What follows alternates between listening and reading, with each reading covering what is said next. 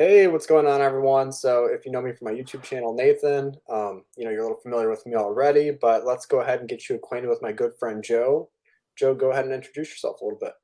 I'm Joe Saunier, friends with Nathan Johns, um, living out here in Fort Worth, Texas, and working in the business world and finance investments. And so hopefully we can have a you know educational discussion today.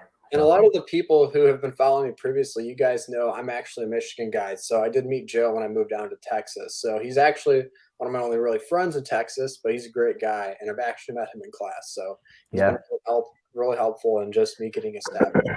that's right. So we're going to go ahead and dive into things. But before that, there was one topic I wanted to hit, and I thought this was kind of interesting. Is that interest rates have been going up. It's been really difficult for new home buyers to get into the housing market. So Joe is actually in the process of buying a home right now. Joe, have you been affected by those interest rates? Yeah, I mean that was a really difficult decision to make whether or not to pull the trigger right now while the interest rates are high. And in Texas specifically, I mean, we've been in um, for the past, I mean, it's been a long time, but specifically just the past 3 or 4 years, really since COVID kicked up, the prices of houses have skyrocketed. They're up like 22% on average over the past 2 to 3 years. And so a lot of that's just like the influx of people moving from Europe and Asia coming into the east, the northeast, and the northwest, and then trickling down into Texas when COVID happened and we were facing a lot of restrictions and stuff. Um, Texas didn't have a lot of those restrictions, and so it was appealing for them to come in. And so, anyway, so with that influx of home buyers, put a lot of pressure on the market, and so, anyways, so yeah, I mean, it's been. I decided to pull the trigger. Fortunately, I was able to find um, a decent home within my price range, and I mean, I expect, and we could talk about this more in a little bit, but I expect that interest rates will start to come back down within the next 6 months at least, for sure within the next year. Um, and so, with that, it's going to have a pretty substantial effect on the buyer demand in the market. So, I think Yeah, it's a good time. and if they're able to come down, that'll definitely leave an opening for a lot of people to hop into the market. It So will. yeah, something I commonly hear amongst a lot of real estate agents who, if you're a real estate agent, I'm not coming at you, but sometimes y'all can be a little bit pushy. So let me go ahead and talk about this just for a quick second. Is that I commonly hear that the real estate agents mentioning that when I was buying a house, because these people are typically a little bit older, that Mm. interest rates were 10% or higher. But the reality is that home prices were a lot cheaper around that time. So I believe the average home price now, which don't quote me on this, but I think it's over $350,000. So paying I think approaching 7% interest rate right now Hmm. for a lot of people, it's insane. Right. So, and when you factor in the principal and then you take into consideration the average salary, it's really difficult to Yeah. keep a lot of Americans right now. Yeah. No, that's exactly right. It totally is. And I think that when the interest rates do come down, it'll allow people to afford more homes. But the difficult part is that if we have the equal or even less supply than what we have in the market right now, when that buyer demand comes in, it's going to push those prices even higher. So that's why I decided to just jump in the market right now, bite the bullet, pay the higher interest rate for the next 6 months to a year, and then refinance as the rates come down. So Yeah, and that's definitely another option too, is that because with a lot of people, they do kind of make some complaints, with me included, about the interest rates. But if they do come down in the future, you'll be able to participate in that as well. So right. it's not like you're closed out forever. So with that being said, I guess that'll go ahead and lead me into the next topic that I kind of wanted to dive into is that so GM, which is a what you could consider a legacy car company, right? They've been Hmm. around a long time, and they have a lot of workers who are high in salary, and with them being based out of the Michigan area, which is where I'm from. I know a lot of employees around the area where I grew up, and most of them worked in the automotive industry. And you know what I heard on I believe Thursday or Friday with this news coming out is that GM offered a buyout to the majority of their employees that are salaried. Wow. So what's your thoughts on that, Joan? What do you think could be causing that? Yeah, I mean,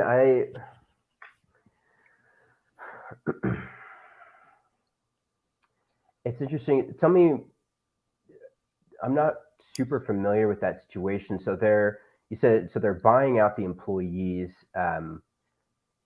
buying their shares back, their equity in the company back, or they're just paying it like it's basically just severance. They're just basically firing them and Yeah, they're just so from what I've gotten out of this is that they're paying these people to walk away. So mm, I don't know the amount of the salary, but let me go ahead and read the headline here that I have. It's GM offers buyout to most salaried employees in a bleak warning. And I'll go ahead and share the article here up on the screen just in case um, a viewer wants to take a quick look. If you're listening to this through the podcast version, you might not be able to see this, but if you're watching on YouTube, you should be able to see this what we're referencing.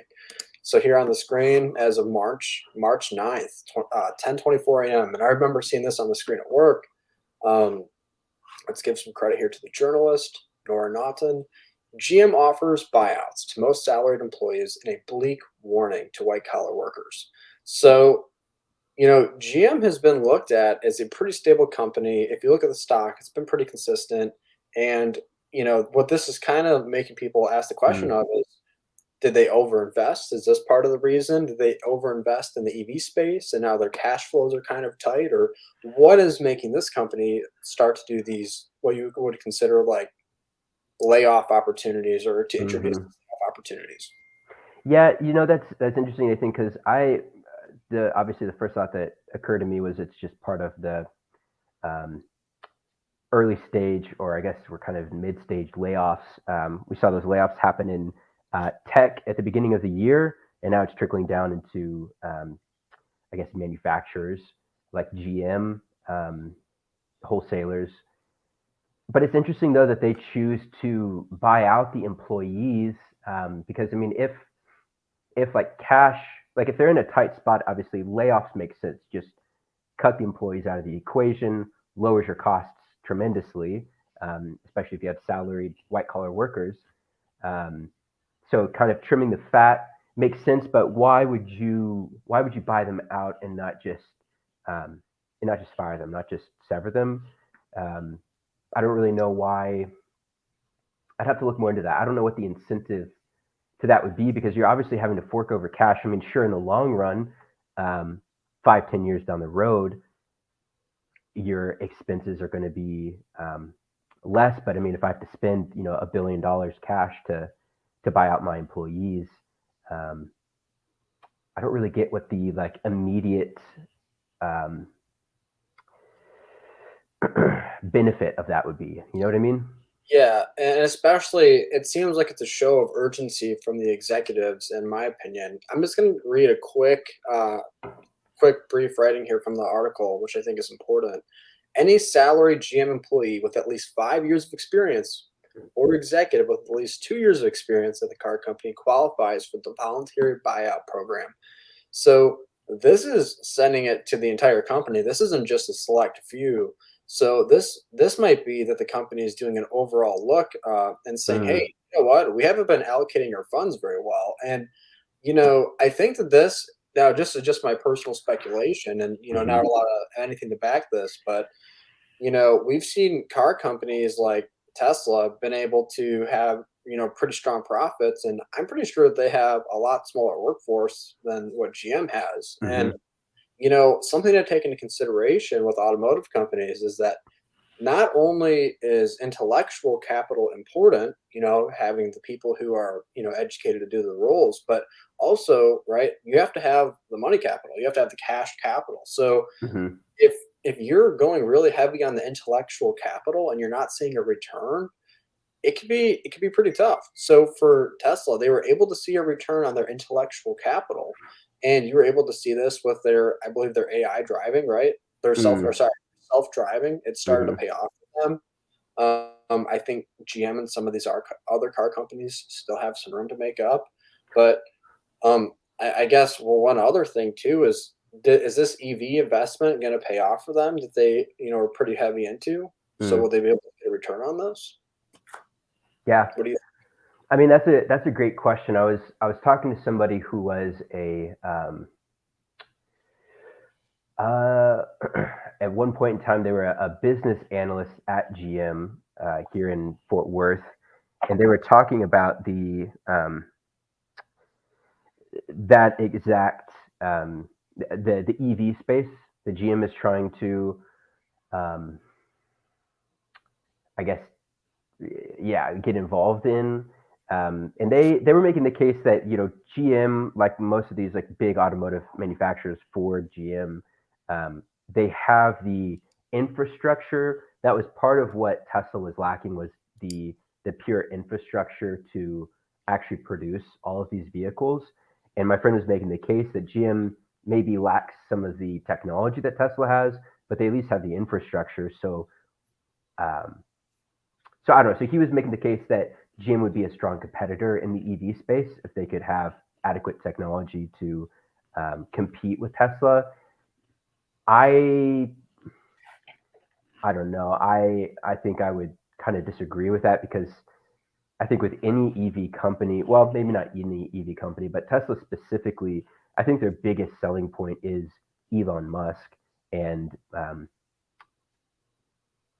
yeah, Well, here's my other thing, and I'm going to be honest. I'm going to put GM on the grill here for a second, and it kind of upset me because here's the thing: is that this company, with the money they have, the intellectual capital they have, they should have been a leader in whatever space they decided to pursue, and they honestly just kind of let the opportunity pass, and now they're playing catch up. hmm And I've heard Mary Barra make remarks as to, well, we are the leading EV maker. I don't know if you're trying to sell shareholders on this, but the reality is I think that some of the management decisions haven't been, where they should be. And I don't think they've been up to par. So either they're going to need to be more tactical with the decisions they make, or because in my opinion, anyone could have the infrastructure, and if you were to get the funding, that's possible. I mean, for me, it's just more so, do you have the ability to do it? And up until this point, I haven't seen them been able to exercise the ability. So, or I haven't seen that ability from them. So I would like to yeah, see it.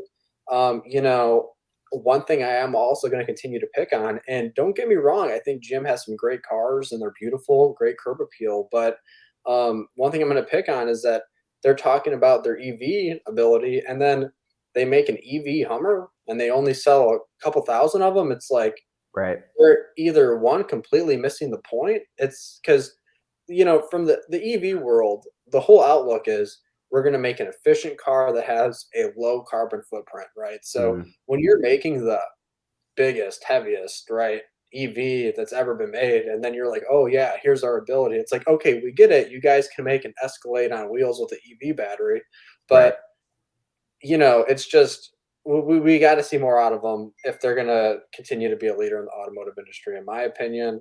Um, but also, I think this kind of goes thanks to Elon Musk for being able to push some of these competitors. But should they have stayed in the or should they have stayed out of the EV space? And mm, will this decision end up paying off for them later down the line? I don't yeah. know. We'll see. Yeah, it would be. I don't know what their net investment is into the EV space. What GM's net investment is. Um, I would imagine that at this point they don't have much skin in the game, but that's just pure speculation. I have no idea what their financials actually Yeah, look like in that regard. yeah. They were looking at spending. So based off of what I'm looking at here from CNBC.com, hmm Detroit automakers said Thursday will spend $27 billion on all electric and autonomous vehicles through 2025, an increase of $7 billion. hmm When you have a company that is, I mean, they have cash, but hmm how much cash they're doing a heavy bet on this. So Right. honestly, I don't see a difference between betting at the casino and betting on this, because if you don't have the ability to do the technology, because just because you've shown to been able to to make gas vehicles, that doesn't mean you have the ability to make electric vehicles. It's Yeah. two different races. Just because you're the fastest swimmer by swimming physically doesn't mean you're going to be the fastest when a boat gets in the water. So Right. I don't know. I as much as I love GM, I really want to see them make some different changes here. as far as their executive leadership, Mm. and maybe cut back on some of the EV ability. Because here's the thing: when you're making these investments and then you're Hmm. laying off your employees, it's I don't know. Some of the decisions are questionable. Yeah, it's like I feel like they're leveraging themselves in a way. You can kind of think of it like leverage, like um, they're trimming the fat, which I'm all for, especially like in this current environment and where we're going to be headed into 2024, probably 2025 to an extent. Um, Having enough cash on hand to I mean, GM has been around forever, and this is certainly not their first Legacy. recession. Yep. Yeah, right. But it is a risky bet, especially allocating what was it, $27 billion to this um, to this new venture. I don't know. I'm I don't think that it's going to put them out of business, but it is a risky bet. And so, from like a shareholder perspective, um, I would probably be a little uneasy. Um, I would be uneasy from that perspective. So, So, so with that being said, I think that was a good topic that we covered. I'm going to go ahead and I want to dive into the next topic here, and this is Silicon Valley Bank. So honestly, this news was breaking out late last week. There hasn't been a whole lot to come out, and I think over the weekend we're going to see or mhm. sorry, over this weekend once we get into Monday, we're probably going to see some more news about it. Joe, do you have any starting comments you want to say about this, or would you rather me get into it? Yeah, I mean, I would just say that um, we could kind of talk about this more, but the whole I think the majority of this battle is psychological. Just like with any, I want to be careful what I say here, but I think with most like speculation, it is just purely psychological. And so when you have a company like Silicon Valley Bank um, that was from the um, from the Fed's perspective, they were adequately capitalized. Like the issue is not that they didn't have adequate capital to meet the Fed's demands. They were compliant with the Federal Reserve, so that was not the issue. The issue um, was two parts. Was one the assets that they were invested in, and then two the bank run, which is really the psychological part of this.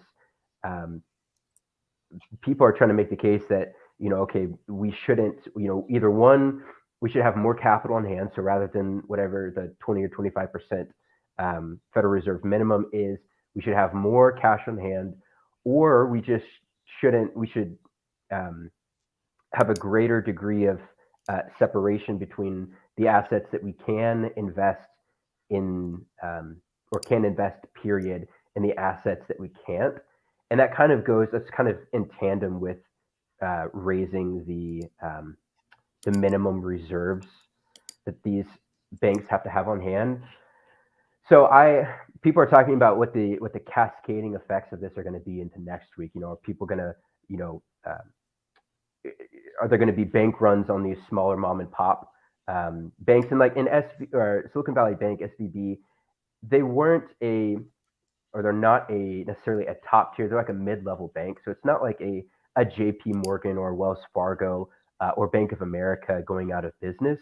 Um, so that's like you can have some safety in knowing that like those institutions are not necessarily going to be affected to the same degree that smaller mom and pop banks would be, mid to small cap banks. So I mean, but it's so difficult to convince. So I'm going to come at this from Okay, go for it. no, no, no, no, no. It's difficult to convince. Finish that thought. I got a different angle I want to attack this at. Okay. Go ahead and continue on where you're going. Finish that thought, and then I'll hop onto this. Okay, yeah. So I just think that it's difficult to convince people like not to pull their money out of this institution. Obviously, like if you're concerned that my cash is not going to become available, I'm going to want to withdraw it. I don't blame you for feeling that type of way. It's the same thing with the market sell off. I mean, people's the reason why these markets are selling off is because people don't want to be the ones holding the bag. And so if you can convince people not to not to liquidate, then the markets aren't going to fall to such a dramatic degree. But is that reasonable?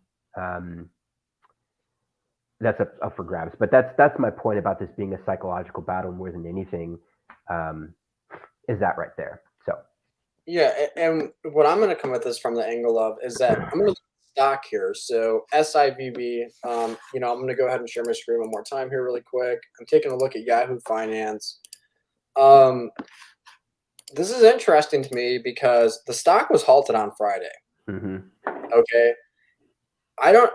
I've heard two different things from the ends of the aisle. I've heard that there were no options that expired on Friday, but I will tell you if there were options that expired on Friday and those people who bought those put options, if they were robbed of those earnings on that premium, you know, this has to be addressed. And this is something that's just extremely infuriating is that and I understand that options can be similar to gambling, but I mean, the SEC here, I think that they were advising to halt the trading of the stock. Is that Mm-hmm.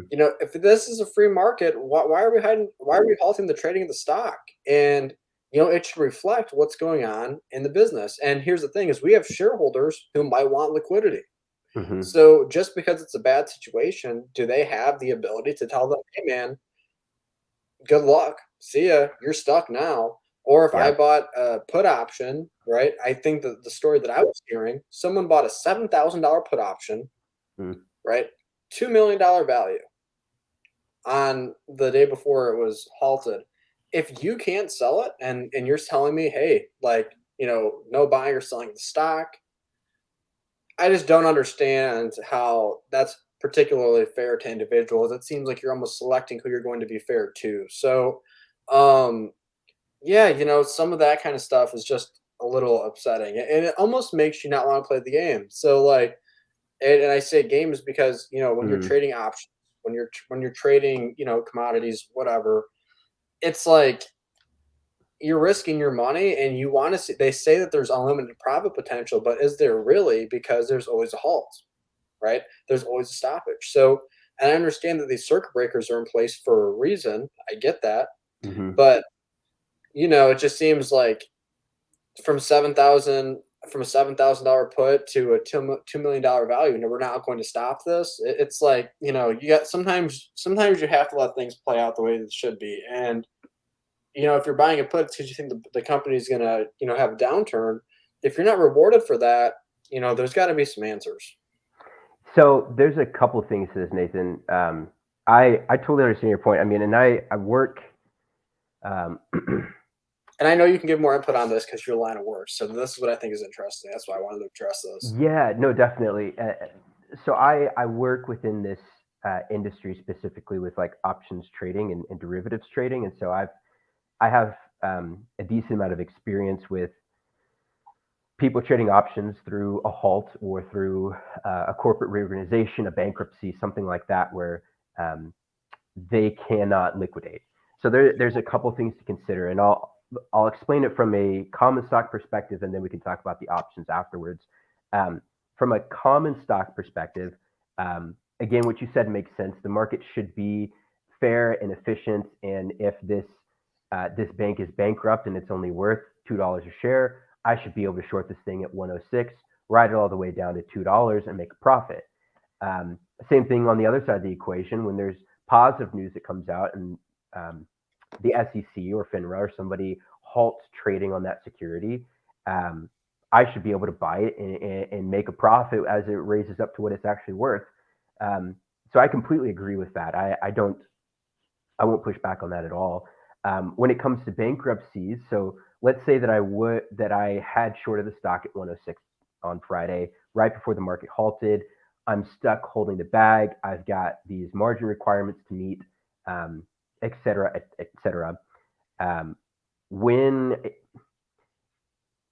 if this bank does go bankrupt, um, there will be uh, they have to pay out their common stockholders. You think about you've got your um, bondholders, right, preferred stock owners, and then common stock at the bottom of this ladder, this hierarchy. And so when they liquidate the company, they're going to pay out these individuals. And so the common stock holders, they may get paid out, let's say, whatever, $12 a share, something like that, $50 a share, whatever they can get out of the company itself. They also have the obligation to pay back the depositors because it's a bank. And so the bankruptcy would work a little bit differently than a standard, tech company or something that went bankrupt. Um, but there would inevitably be some form of payout. So if I'm short the stock and we get paid out cash to buy back at $12 a share, whatever, I can still make a profit in that regard. So not all, and this isn't to say that you should go short a company that you think is going to go bankrupt, because there's not any sort of guarantee that there is going to be the future payout. You may still have to buy back the stock at 106 and cut your losses there. When it comes to the option contracts, you can go. So the options clearing corporation, they're the largest option clearing corporation in the United States. So any option that you buy or sell that gets assigned or exercised is going to be settled through the OCC. And so you can go to their website, the OCC.com. You can look up these information memos that'll explain how they're going to handle the settlement of these contracts. And so I went to the OCC.com and pulled up their memo for SVB, and the OCC they're stating that that they're not going to impose any sort of exercise restrictions with respect to the SIVB options, and so they're going to continue to accept and process exercise instructions in accordance to its rules. However, the NSCC, the National Securities Clearing Corporation, they're not accepting SIVB exercise and assignment. So depending on who your broker is, I believe, don't quote me on this, but I believe Fidelity uses the NSCC. So theoretically, if you had bought a put option that was in the money, you bought a, whatever, a 120 put and, stocks at 106, it's in the money by 14 points.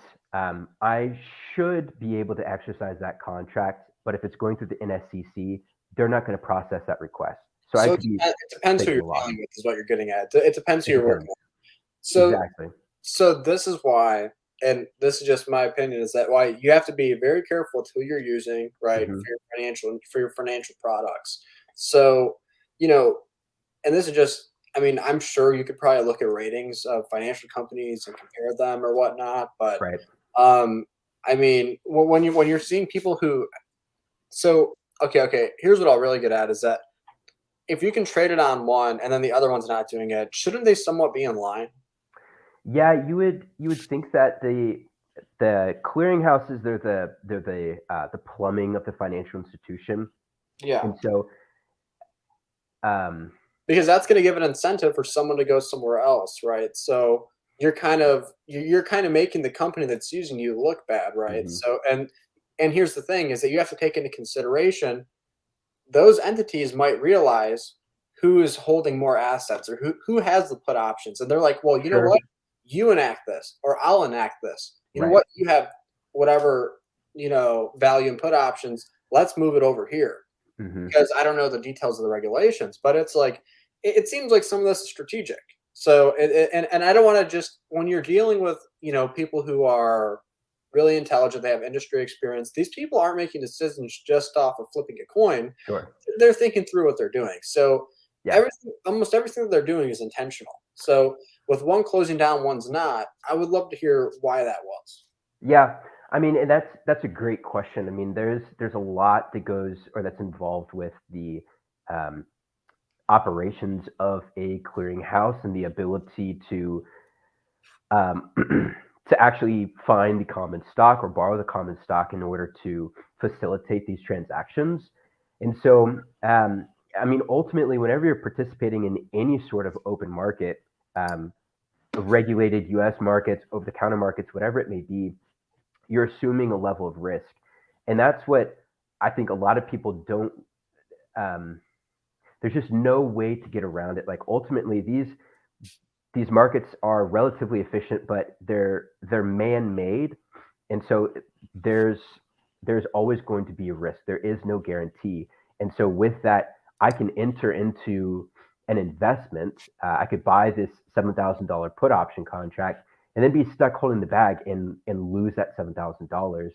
And whether or not you like it, that is um, that's just what happens in the marketplace. And I would love for that not to be the case, and I would love for it to be more efficient for these individuals to actually get paid out. Um, And here's where I'm going to come at with this is that when I buy a put option, mhm, from my assumption, and this is what I'm told. So here's the thing: is that I'm told as I'm buying this is that I can exercise or sell it for the premium mhm, at the given price. mhm, If you take away all rights, you pretty much sold me nothing. So what's the difference between this and a cryptocurrency? If at any given point in time you can mhm. say, "Hey, you know what? Rules, scoreboard, like Yeah, ref, injury." The reality is what's the difference between this and cryptocurrencies that are just pump and dump schemes? And the whole reality is it might be like, oh, that's the market. I would hope that's not what the market is because that's not a marketplace a lot of people I think would want to trade in. You yeah. know, No, I mean, I completely agree with you. I mean, there's, um, I mean, like what would a GameStop have went to? Whether I mean, this just if they didn't have 15 different halts, and I don't know mhm, the exact number, but it's like and I understand circuit breakers, I get mhm, that, but it's like I understand you're trying to make it so that you're minimizing the losses of whoever's on the other side of that, but it's mhm, also the person who's taking the other side of the position, yeah, they're speculating it to go up, right. and they're taking that for a reason. So from the perspective of, hey, you know what, my losses will never get that bad. Mhm, Heck, it seems like I want to be on that side now because regulators seem to be on not representative of my opinion, but it seems mhm. like certain decisions that are made are in favor of. I mean, I don't know. That's just my Yeah. opinion. Didn't really finish the thought, but No, yeah. I mean, and I totally I hear that on a almost a daily basis whenever at least whenever we encounter issues like this. Um, within the industry that I work in, it's a common thing that people say. And I think that if we were operating, if this were the Wild West, and the transaction was dependent upon my ability to go out and find a seller. So if you were the one, Nathan, selling me the put contract, I would approach you and say, "Hey, I want to buy this put from you. Will you sell it to me?" We shake hands. The transaction is made. Then it's up to me. It's my right and your obligation to fulfill this contract at its due date or whenever I choose as the put buyer. Um, but the onus is on me. The responsibility is on me in that situation. And so, sure, we could have markets like that, but there would be far less participants and far more defaults. There's a significant amount of credit risk if I'm the only person taking that responsibility on to fulfill the other side of this contract. And so when you have other institutions coming into the equation to help alleviate that risk and increase the liquidity like the market makers are supposed to do, um, it is you now have a bias introduced into the market, into that equation.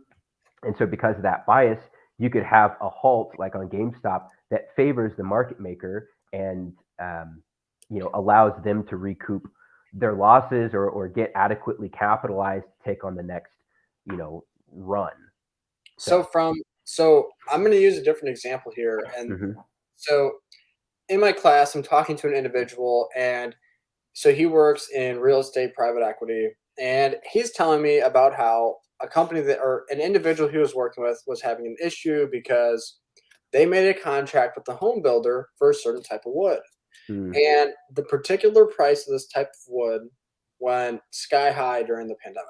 Or right, sorry, during the when there were supply chain issues. yeah, So the individual who was on the other side of this that would have to pay the wood or pay for the price of the wood, even though it was locked in at a certain price. So let's say you lock in the wood at $50 per whatever, and now it goes to $400 per whatever. hmm, This individual told the person who had the contract that, hey, if you want me to build this house, I'm going to go out of business. because I can't afford this. Mhm. Or I can't take on this project. It's too costly to me. Yeah. My take is don't get into the position if you can't fulfill it. Because here's the thing, what Mm. happens when it goes your way? Now you're participating in the profits and gains and losses. So, Yeah. if you can't hold your end of the deal, maybe you shouldn't be in the pool. Like, and here's the thing. So now, and from what I heard of this particular situation, they just ended up Mhm. using their contract to get the wood. So what happens to the value of that contract that you initially paid? The person Mhm. still gets the value of the contract, and then they don't have to act on it. It's like, come on, like, are we making excuses here, or are we playing by the rules? I mean, Yeah. but Can I add one other thing to this? Um, yes, the and bear with me, but when it comes to managing your risk in this space, really all risk management is trying to alleviate the detriment or the detrimental effects of these tail end events, right? If we have like a probability distribution, a bell curve, the two tails on the other end are these two far, you know, very, very, very unlikely events to occur, but you're gonna have substantial losses. And so in that example with the home builder, he may have looked at the equation and said, okay, look, 95% of the time the price of wood stays within this bell curve, and I can cover those costs, right? at Whether 5%, he got smacked. Right, and that's exactly what it is. I mean, and same thing with the market makers with GameStop. I mean, they're managing the risk from the same perspective, right? They can withstand 95% of this volatility of this price movement, but once we get to these tail ends, no matter what I do, I'm not going to be sufficiently capitalized for it. I'm not going to be able to pay $400 for per square foot of this lumber, whatever it is, and so I mean, I agree with you. In an ideal situation, the participants or whoever's facilitating this transaction, they should be able to cover those 100% of this distribution, right? Ideally, but I just don't think that it is. Um, it's just not realistic to to have those sort of expectations, in my opinion. So No, I don't know. I'm pushing for financial innovation, and I think that we Yeah, should be trying to reach the next step. So with that being said, I'm going to move on to another topic here, and this will be something I recently saw. You might not have heard about this, but something along the lines of Meta considering a rival to Twitter. What is your take on this? I have not heard about that. Enlighten me.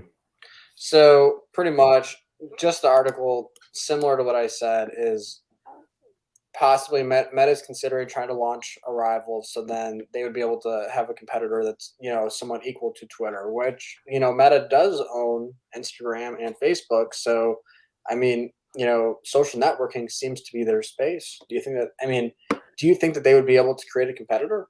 Well, then maybe this is a fault to my own understanding, but I mean, is Facebook not already a competitor to Twitter? Like, what's the Yeah, and now that you say that, it's so funny because now I'm gonna go off for a second. Is that it essentially does the same thing. So how is Facebook not a competitor? yeah, like what would they be? Let me pull up the article here that I had. Meta competitor to Twitter. Let's take a quick look at this. I mean, if they're trying, I mean, if they're trying to follow the same um, trajectory that Elon is on right now in terms of like uh, his free speech initiatives, I'm all for that. And so if they're trying to develop some sort of platform that is um, less So biased, so yeah. Twitter could have a new rival, a platform created by Meta. Facebook parent Meta is exploring building a new standalone platform for sharing text updates. This is what cracks me up is because Facebook has this feature. Communication. Facebook has this feature, and how long did it take Facebook to reach the audience that it has now? So, and how long did it take Twitter to reach that audience? So, yeah, wow, this is almost this is comical, and this almost this makes me question leadership and management to a degree. It does, and it does because of certain investments that have been made previously. Considering this, Yeah.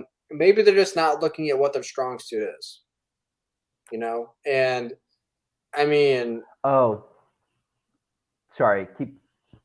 Um, I guess I get where they're coming from with this, because like if you think about um, Facebook, I mean it's a social network in the sense that like you're connected with your direct friends and family.